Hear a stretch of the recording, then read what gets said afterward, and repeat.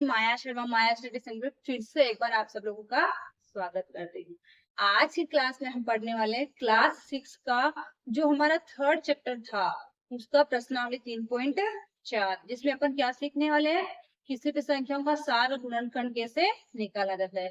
Class start करने से पहले मैं आप लोगों से एक रिक्वेस्ट करना चाहूंगी, अगर आप हमारे चैनल पे नए आए हैं और अभी तक आपने हमारे चैनल को सब्सक्राइब नहीं किया तो प्लीज प्लीज प्लीज प्लीज हमारे चैनल को सब्सक्राइब जरूर कीजिए और अपने फ्रेंड्स के साथ इस वीडियो को शेयर कीजिए ताकि वो भी इसका लाभ उठा सकते, क्योंकि मेरा प्रयास यही रहता है कि मैं बेसिक से बेसिक नॉलेज आपको दूं। बेसिक से बेसिक से मैं स्टार्ट करती हूँ, मतलब सबसे पहले मैं चैप्टर से रिलेटेड सब कुछ लिखवाती हूँ, फिर मैं वो एक्सरसाइज स्टार्ट करती हूँ। डायरेक्ट क्वेश्चन पे नहीं आती, क्योंकि डायरेक्ट क्वेश्चन पे आऊंगी तो आपको कुछ भी समझ में नहीं आएगा। ठीक है, और आपको वीडियो कैसी लगती है उसके लिए कमेंट भी जरूर कीजिएगा। अब बढ़ते हैं क्लास की तरफ। देखिए, सबसे पहले हमें क्या करना है, इसमें सारे गुणनखंड निकाले हैं। अब गुणनखंड तो हमें पता ही है किस प्रकार निकाले जाते हैं। गुणनखंड कौन से होते हैं कि उस संख्या में किस किस संख्या का भाग जा रहा है। तो किसी भी संख्या के दो गुणनखंड तो हमेशा होता है, चाहे वो अभाज्य हो चाहे भाज्य हो। एक तो एक और एक वो संख्या खुद। पहला गुणनखंड तो एक होता है, लास्ट क्या होता है वो खुद संख्या ही अपना गुणनखंड होगी, क्योंकि उस संख्या में उसका तो भाग जाएगा ही ना। एक का जाएगा और एक उस संख्या का जाएगा। जैसे अभाज्य संख्या है, अभाज्य संख्या में एक तो खुद का जाता है, एक का तो जाता है, तो दो तो उसके गुणनखंड होंगे ना। तो हमें क्या करना है, सारे गुणनखंड यानी दो संख्या दी है तो सारे यानी जो दोनों में आ रहे वो लिखने हैं। पहले तो अलग अलग संख्या के गुणनखंड निकालने हैं, फिर जो दोनों में आ रहे वो गुणनखंड बताने हैं। मैं अभी करूंगी तो आपको ज्यादा समझ में आएगा। तो सबसे पहले वही मेरी हमेशा की आदत है, मैं इस एक्सरसाइज स्टार्ट करने से पहले इसमें जो एक छोटी सी लाइन हमें दी है जो एकदम बोल्ड करी हुई है यानी काले अक्षरों में लिखी हुई है, मैं उसको थोड़ा एक्सप्लेन करूंगी। हमें क्या दिया, दो संख्याएं जिनमें केवल एक ही सारे गुणनखंड होता है अभाज्य संख्याएं कहलाती है। जैसे कौन सी संख्या है, जैसे आपको दोनों अभाज्य दे दी, जैसे आपको दे दिया 4 और 15। ओके, अब इसमें देखो, इसमें एक गुणनखंड एक आएगा, एक दो आएगा, एक चार आएगा, इसमें एक आएगा, तीन आएगा, पांच आएगा और 15 आएगा। अब इसके अंदर देखो कुछ भी सेम है क्या, एक तो सेम है ना, एक ही है केवल सेम। तो ये दोनों क्या हो जाएगी, सअभाज्य संख्याएं हो जाएगी। इसने वही बोला है जिसमें केवल एक ही सारा गुणनफल होता है सअभाज्य संख्या, यानी इंग्लिश में क्या बोलते हैं, को प्राइम नंबर्स, जिसको इंग्लिश में क्या बोलते हैं, सअभाज्य संख्या को क्या बोलते हैं, को प्राइम नंबर्स। कोई आपको पूछ ले कि सअभाज्य संख्या कौन सी होती है, तो सअभाज्य संख्या कौन सी होती है जिसमें केवल एक ही सारा गुणनखंड होता है, बाकी कोई भी सारा गुणनखंड नहीं होता है। तो चलिए अब क्वेश्चन स्टार्ट करते हैं। सबसे पहला दिया हमें 20 और 28 के सारे गुणनखंड निकाले हैं। तो सबसे पहले 20 के गुणनखंड निकालो, 20 के गुणनखंड। 20 के गुणनखंड क्या क्या हो जाएंगे जिसके अंदर इसका भाग जा रहा है, 20 के अंदर किसकी संख्या का भाग जाता है, मैंने क्या बोला था, सबसे पहला गुणनखंड तो एक। उसके बाद देखो 20 के अंदर दो का भी भाग जाता है, नहीं। तीन का जाता है क्या, नहीं जाता। चार का जाता है, चार पंजे 20 होता है ना, पांच का भी जाता है। छह का जाता है क्या, नहीं जाता। सात का नहीं जाता, आठ का भी नहीं जाता, नौ का भी नहीं जाता, 10 का जाता है, दो बार 10 दूनी 20। 11 का नहीं, 12 का नहीं, 13 का नहीं, 14 का नहीं, फिर किसी का भी नहीं जाता, डायरेक्ट 20 का ही जाएगा। यानी यहाँ पे क्या लिख दिया, 10 की जगह दो लिख दिया ना, ये 20। यानी फर्स्ट तो एक, लास्ट वो संख्या खुद ही हो जाएगी। अब ऐसे 28 के लिख लो, 28 के गुणनखंड। 28 का पहला तो एक हो जाएगा, फिर इसके अंदर दो का भी भाग जाता है, तीन का तो नहीं जाता 28 में, चार का जाता है, पांच का नहीं जाता, छह का, छह चौक 24 नहीं जाता, छह चौक 24, सात चौक 28 जाएगा ना, नहीं सात का जाएगा, छह का नहीं जाएगा। छह का पार्ट है, भूल गई मैं तो, छह पंच 30, छह चौक 24, छह पंच 30, चार का तो जाता है, छह का देखो, मुझे तीन चार से पांच 6 का नहीं जाता। ठीक है, सात का जाएगा, सात चौके 28, आठ का नहीं जाएगा, नौ का नहीं, 10 का नहीं, 11 का नहीं, 12 का नहीं, 13 का, 14 का जाएगा, 14 दो 28 होता है, फिर 28 का ही जाएगा। अब इनके अंदर जो फिर सारे गुणनखंड तो दोनों में सेम है, 20 और 28 के सार्वगुणनखंड, जो दोनों के गुणनखंड है सारे, यानी दोनों में आ रहे। देखो एक इसमें भी आ रहा है, दो इसमें भी आ रहा है, और 4 इसमें भी आ रहा है, और कहीं पे भी सेम दिख रहा है, 5 इसमें बट इसमें नहीं है, 7 इसमें बट इसमें नहीं है, 10 इसमें नहीं है, 14 इसमें यानी सेम, दोनों में जो सेम आ रहा है वो किसी में भी नहीं, केवल 1 2 4 ऐसे हैं जो दोनों में आ रहे हैं। ठीक है, अब सेकंड वाला करते हैं तो आपको और भी अच्छे से क्लियर हो जाएगा। इसको थोड़ा ऊपर कर लेते हैं, शायद नीचे दिखेगा नहीं आपको। ये है 15 और 25। अब देखो 25 के गुणनखंड लिख लो पहले। 25 के गुणनखंड क्या हो जाएंगे? कई बार अपन को छोटी छोटी चीजें भी माइंड में नहीं आती है। मेरे को 6 का टेबल आता है, पढ़ आता है, तो फिर देखो माइंड में नहीं आ रहा है। बहुत बार ऐसे होता है। 15 है पहले। 15 की गुणनखंड देखो, पहले तो 1 हो जाएगा। 15 के अंदर 3 का भी भाग जाता है, 15 के अंदर 5 का भी जाता है, फिर 15 के अंदर 15 का ही जाता है। फिर 25 के लिख लो। 25 के गुणनखंड। 25 की गुणनखंड पहला तो 1, फिर 25 में 5 का जाएगा, फिर 25 में 25 का ही जाएगा। 15 और 25 के 7 गुणनखंड।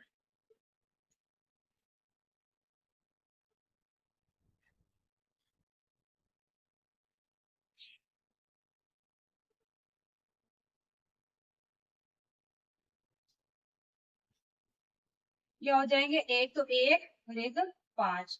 3 आ रहा है लेकिन इसमें 1 में नहीं आ रहा, तो दोनों के साथ गुणन क्या? 1 और 5। अब सी वाला देखो। सी वाले में पहले 35 के निकालो, 35 के गुणनखंड। बहुत ही क्वेश्चन है और इम्पोर्टेंट क्वेश्चन भी है। गुणनखंड, ये क्या हो रहा है? गुणनखंड भी नहीं आ रहा क्या? गुणन गुणनखंड बराबर 1 का भाग जाता है, 5 का जाता है, इसमें 7 का जाता है, फिर 35 का ही जाएगा। 50 के गुणनखंड देखो, अगर ऐसे नहीं निकालना आ रहा है डायरेक्ट, तो फिर ऐसे निकालो। गुणनखंड अपन ऐसे निकाल देना, वैसे निकालो तो क्या है? पहले 1 का जाएगा, फिर इसमें 2 का भी भाग जा रहा है, फिर इसमें 5 का भी जा रहा है, फिर इसमें 10 का भी जाएगा, फिर इसमें 25 का भी जाएगा, फिर इसमें 50 का जाएगा। कहने का मतलब क्या? हमें ये देखना है कि संख्या में कौन कौन सी संख्याओं का भाग जा रहा है। अब देखो 35 और 50 के सारे गुणनखंड बराबर क्या? 1 5, क्या क्या दिख रहा है सेम? 1 5, बस यही है। 7 नहीं है, 10 नहीं है, 35 है नहीं। चलो ठीक है, यही हो जाएगा हमारा आंसर, 1 और 5। अब हमारा लास्ट एंड इसका फाइनल क्वेश्चन है 4, यानी डी। डी में देखो 56 के गुणनखंड करो। करें 56 के गुणनखंड खंड बराबर क्या हो जाएंगे? 1 तो 1 का जाएगा 56 के अंदर, 2 का भी जाएगा, 3 का नहीं जाएगा, 4 का जाएगा 14 बार, 7 का भी जाता है, 7 बटे 56, 8 का भी जाएगा, 9 का नहीं जाएगा, 9 9 से 54, 10 का नहीं, 11 का नहीं, 12 का नहीं, 13 का नहीं, 14 का जाएगा, 14 का जाएगा, फिर 28 का जाएगा, फिर 56 का ही जाएगा। ऐसे 120 के लिखो। 120 के गुणनखंड बराबर बराबर 1, फिर इसमें 2 का भी जाता है, 3 का भी जाता है, 4 का भी जाता है, 6 का भी जाता है, 7 का नहीं, 8 का जाएगा, 8 का जाएगा, 10 का चला जाएगा, 11 का नहीं, 12 का जाएगा, 13 का नहीं, 14 का नहीं, 15 120, 15 का जाएगा, 16 का नहीं, 17 का नहीं, 18 का नहीं, 19 का नहीं, 20 का जाएगा, 24 पंजे 120, 24 का भी जाएगा, 25 का नहीं, 26 का नहीं, 27 28 29 30 का तो चला जाएगा, 30 का, 35 तक तो नहीं आएगा, 36 37 38 39 40 का जाएगा इसमें, 50 तक नहीं आएगा, फिर 60 का जाएगा, 60 60 70 80 का नहीं जाएगा, 90 का भी नहीं, 100 का भी नहीं, फिर 120 का ही जाएगा। वो 120 में बहुत सारे गुणनखंड आए हैं, तो 56 और 120 के 7 गुणनखंड लिखो। अब देखो दोनों में क्या क्या सेम है, मिल जाएंगे काफी सारे। 1 है, 2 है, 4 है, 7 इसमें पर इसमें नहीं, 8 दोनों में है, 14 दोनों में नहीं है ना, 28 दोनों में नहीं है, 56 दोनों में नहीं है। ठीक है, फिर इतने होंगे 1 2 4 8। सबसे पहले हमें क्या करना है, सारे गुणनखंड जब भी निकालना हो तो सबसे पहले अलग अलग संख्याओं के अलग अलग निकालो, फिर दोनों को कंपेयर करना है कि दोनों में कौन सी संख्या यानी कौन से गुणनखंड सेम आ रहे, जो सेम संख्या आ रही है उनको सारे गुणनखंड में ले लेंगे। ठीक है, और किसी भी संख्या का पहला तो कौन सा होगा सारे गुणनखंड, एक, और अंतिम कौन सा होता है वो संख्या खुद, और बीच में कौन से आते जाएंगे, इस संख्या के अंदर जिस जिस संख्या का भाग जा रहा है वही आते जाएंगे। क्वेश्चन भी इसके जैसा का जैसा, इसमें क्या करना, संख्या हमें 3 3 दी है तो करना प्रोसेसिंग तो होगा वही, इसमें भी सारे गुणनखंड निकालना है। तो देखिए कैसे करेंगे, सबसे पहले 4 के गुणनखंड लिख लो, 4 के गुणनखंड, 4 के गुणनखंड क्या क्या होते हैं, 1 2 1, 1 2 और 1 4। फिर 8 के लिख लो, 8 के गुणनखंड बराबर, 8 में 1 का भाग जाता है, 2 का जाता है, 4 का भी जाएगा और 8 का भी जाएगा। अब क्या है 12, तो 12 के गुणनखंड बराबर 1 का जाएगा, 2 का जाएगा, 3 का जाएगा, 4 का जाएगा और 6 का भी जाएगा 12 में, और 12 का 12।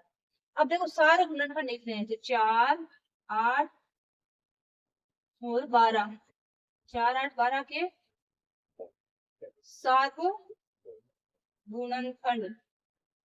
अब इनके अंदर देखो क्या क्या आ रहा है सेम, एक तो एक हो जाएगा, देखो 2 तीनों में आ रहा है, 2 4 तीनों में आ रहा है ना, तो यही हो जाएगा क्योंकि इसमें केवल 3 ही आ रहे हैं, 1 2 4। अब इसमें चाहे इन दोनों में चाहे कुछ भी आए लेकिन सारे गुणनखंड कब होता है, तीनों में आना चाहिए, इसमें तो केवल 1 2 4 ही आ रहे, तो यही इसका क्या हो जाएगा, सारे गुणनखंड हो जाएगा। सेकंड वाले बी का देखो 5 ही लिखो पहले, 5 के गुणनखंड, 5 में क्या था 1 और 5। फिर है 15 के, 15 का क्या होता है, एक को 1 एक 3 और एक 5 का भी जाता है ना, और एक 15। अब 25 के लिए, वो 25 के गुणनखंड बराबर 1 का 5 का और 25 का, इतना का ही जाता है इसमें। अब देखो सारे गुणनखंड क्या हो जाएंगे, 5 15 और 25 के सारे गुणनखंड क्या सेम है तीनों में, 1 5, एक के ऊपर वाले में केवल 1 और 5 ही आ रहा है, तो ये क्या हो जाएंगे सारे गुणनखंड हो जाएंगे। हमें संख्याएं कितनी दी उससे डरना नहीं है, चाहे 50 संख्याओं का भी निकलवा ले, चाहे 3 संख्याओं का हो, 4 का हो, 5 का हो, प्रोसेसिंग वही रहना है। सबसे पहले अलग अलग निकालना है, फिर देखना है कि सब में क्या आ रहा है, कौन सा गुणनखंड आ रहा है, वही क्या हो जाता है सारे गुणनखंड। क्वेश्चन नंबर थर्ड में, क्वेश्चन नंबर सेकंड और फर्स्ट के जैसे इसमें क्या करना है, गुणज निकालने। गुणज क्या होता है, जैसे 3 का या 4 का किसी भी संख्या गुणज हो तो मतलब उसका पहाड़ा लिखते जाना। तो इसमें अपन को क्या करना, 3 7 गुणज यानी जो दोनों में आ रहे, तो अपन को कहाँ तक करना है, जब 3 3 दोनों में सेम नहीं मिल जाए, तो 6 के गुणज लिखो पहले। तो पहला गुणज 6, 6 12 18,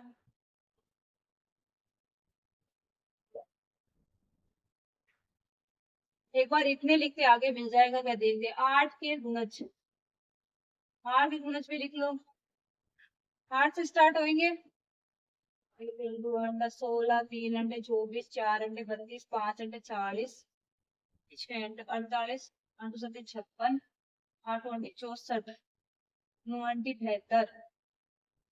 देखो इसमें कुछ भी सेम आ रहा है क्या, यहाँ तक 24 एक तो 24 हो जाएगा, एक 48 हो जाएगा। अभी इसके दो है, इसमें दो ही मिल रहे हैं, 48 तो क्या है आगे का लेना पड़ेगा। कहाँ तक ले, 6 54 60 66 फिर 72, यानी कि अपन को कहाँ तक लेना पड़ेगा, फर्स्ट वाले को आगे तक, इसको भी थोड़ा आगे तक ले लो, 72 80 88 मान लो इतना ले लेते हैं। अब इसमें 3 गुणज बताने तो दोनों में सेम आ रहे हैं, देखो 6 12 ये तो कुछ है नहीं, 18 भी नहीं, 24 है, एक दो 24 है जो दोनों में आ रहा है, ऐसे कर लो। एक क्या है आगे 48, ये आ रहा है दोनों में 48, फिर क्या है 54, 60, 66 कुछ बेहतर आ रहा है तो बेहतर ले लो। तो अब लिख लो 6 और 8 के साथ गुणज क्या हो जाएंगे 24, 48 और 72। ओके, आया समझ में सबको? क्या करना, सबसे पहले सेपरेट सेपरेट सबके गुणज लिख लेने। गुणज का मतलब क्या होता है पता है ना, उस संख्या का पढ़ा ही लिखते जाना है अपन को। अब यहाँ पे अपन 4 तक लिखने, 5 तक लिखने में 3 गुणज चाहिए, तो 3 गुणज देखो कितने तक लिखने पे आ रहा है, यहाँ तक लिखेंगे तब पहले 5 बार तक लिख के देख लो, जब तो केवल एक 24 से सेम मिल रहा था, फिर आगे और बढ़े जब 48 सेम मिला, फिर और आगे बढ़े तो 72 मिला। इस प्रकार अपन को 3 गुणज मिल जाएंगे। अब देखो बी वाला मैं इधर कर रही हूँ, बी में संख्या है क्या 12 और 18, यहाँ से इसको हटा ही दो, मिक्स नहीं होगा। 12 और 18, अब देखो सबसे पहले 12 के गुणज लिखो, गुणज सबसे पहले 12, 24, 12 3 36, 12 4 48, 12 2 60, 12 6 72, 12 7 84, 12 अंटे 96, एक बार इतने लिखते हैं। फिर किसके 18 के गुणज लिखो, गुणज बराबर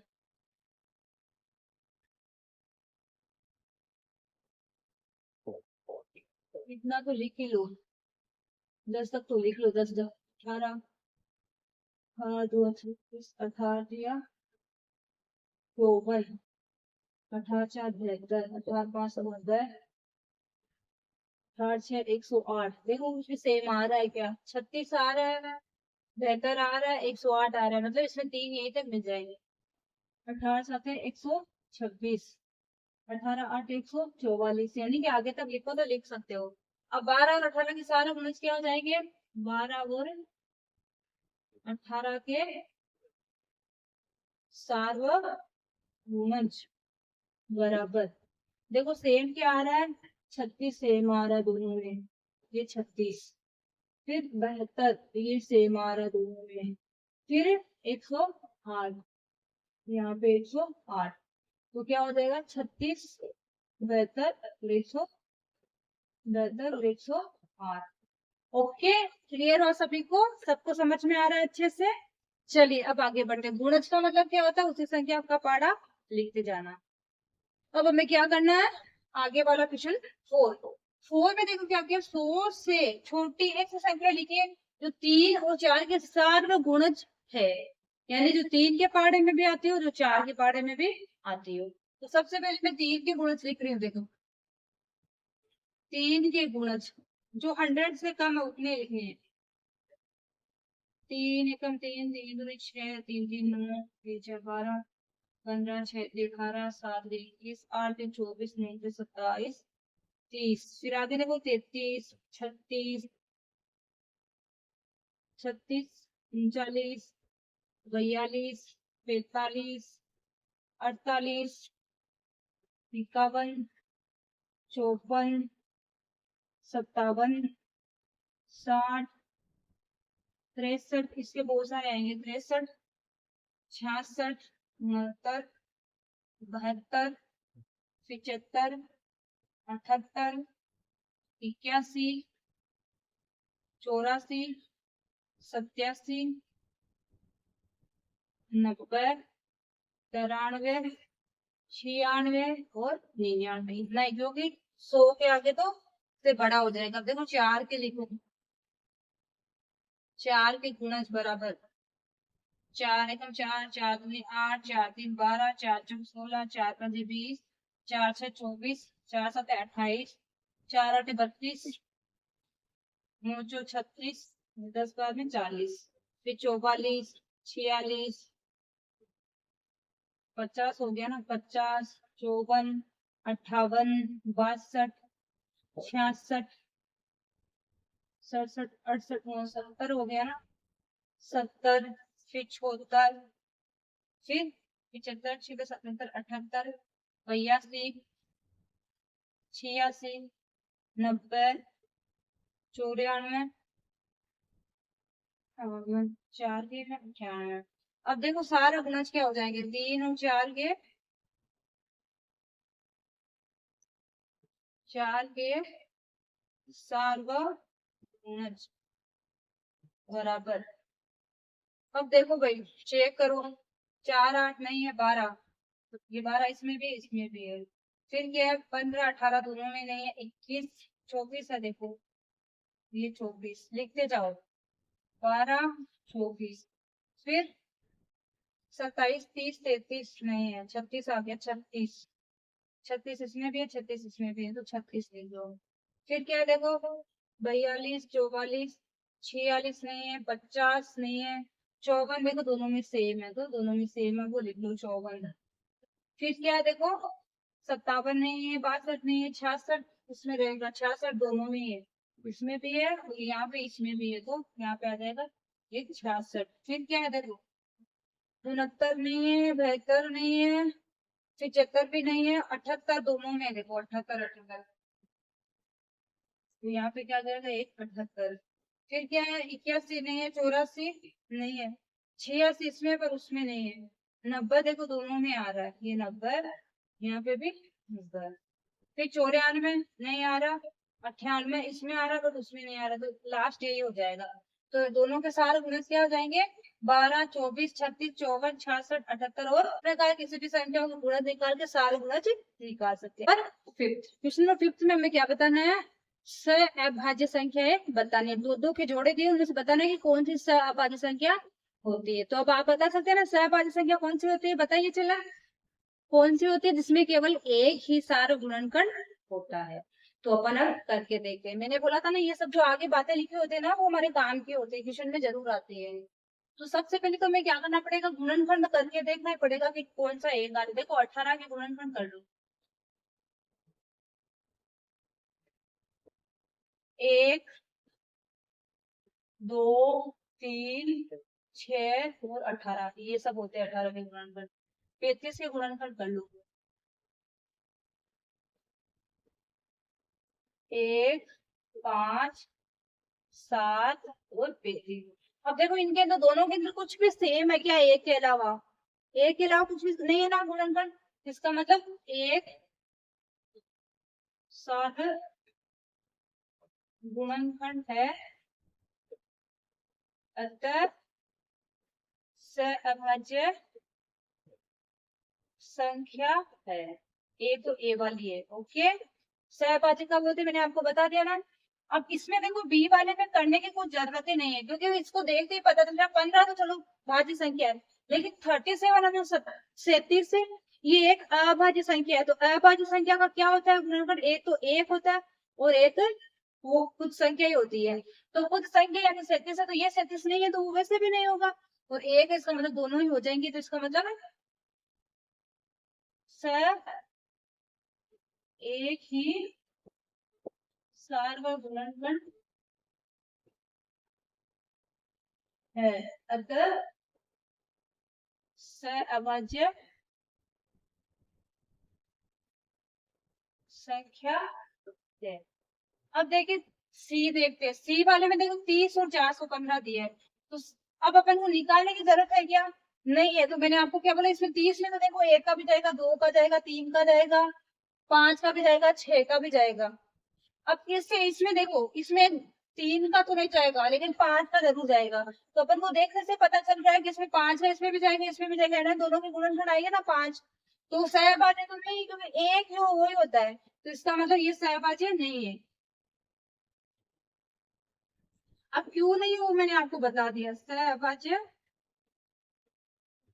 नहीं है, ओके। और क्या है, डी। अब डी में सेम ही है, देखो एक तो इसका गुणनखंड एक हो जाएगा, एक देखो 17 में 17 का भाग जाएगा, और एक 17 में 68 में भी 17 का जाता है, इसका मतलब दोनों में सेम आएगा ना 17 17। तो इसका मतलब ये भी क्या है, नहीं है, अभाज्य नहीं है।